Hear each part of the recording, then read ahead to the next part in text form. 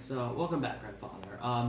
I was interested in wondering about your father's experiences in the military and what his life in the service was like.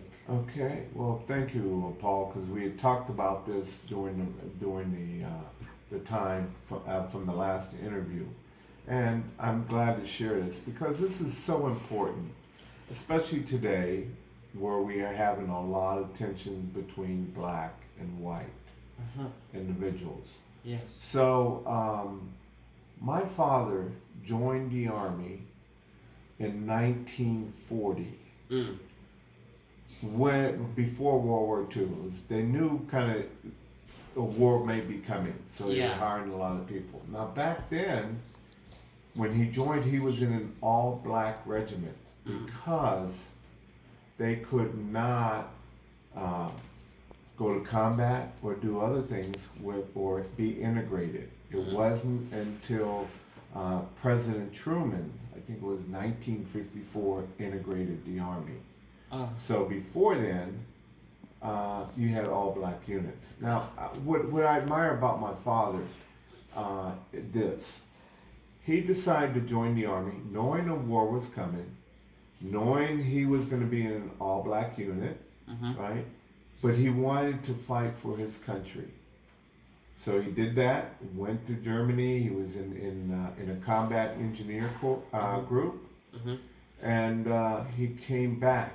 And when he came back to the United States, he could not go, especially in the South, to uh, like a Walmart where they had counters. I think it was Woolworths. They would have a little restaurant area where you can order sandwiches and things of that. He couldn't sit there. Mm. He had to go to certain bathrooms that were not very nice. He Oh. couldn't drink from the certain fountains. They called it the Jim Crow era. So it was very hard, even though he may have had opportunities while he was in the military.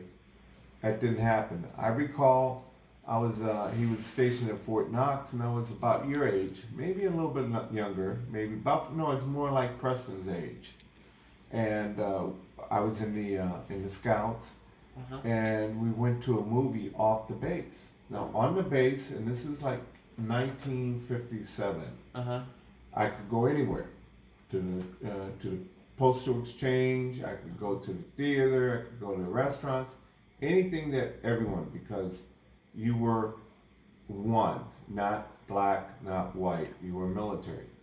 So we decided to go off the base to this movie that wasn't being shown. It was Black Beauty, and that was my first encounter of real segregation because they said, "Listen," and I was the only black in the group. Oh. So they said, well, you, meaning me, are going to have to go up into a certain area because you can't sit with these other people. So my troop leader said, no, that's it. No, we're not going to watch this movie. I said, no, that's okay. I'll go up there and sit because I know the others wanted to. So that's a real tribute to people of color when they went in World War II to fight for their country, but yet when they came back, they didn't have all the rights and privileges that whites had. I experienced some of that. I won't go into that detail, but I do want to say to you, Mm-hmm. I am so proud of your mother for looking for 7 years research. 7 years, it's a long time, Oh. to be able to document our connection to those who fought or provided significant contribution during the American Revolution. Oh. Right.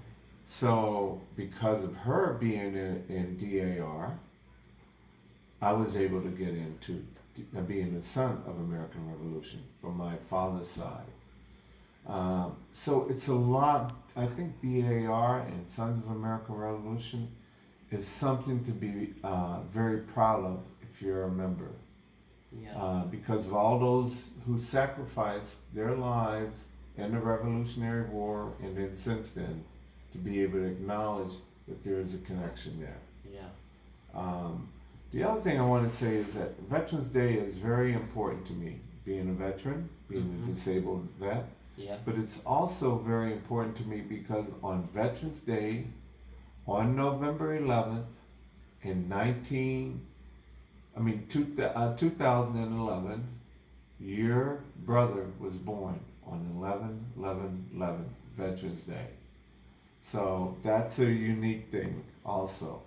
Um, so I just wanted to share that with you because it's so important that people realize the contributions that non-whites made in our various wars, going back to the Revolutionary War, going back to the Civil War, World War One, World War Two, and hopefully we'll never have another war, but in the Yeah. Vietnam War.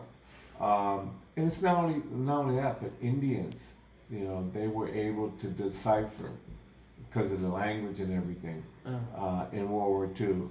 So a lot of people made significant contributions. People that weren't even citizens at the time. Oh. And DAR and the Sons of American Revolution, they take time to acknowledge people that have given significantly in the service of their country. So I just also want to bring that up too. Yeah. Very. That's very historical and very interesting to know. Well, that's another interview for you guys. Thank you for watching. Goodbye.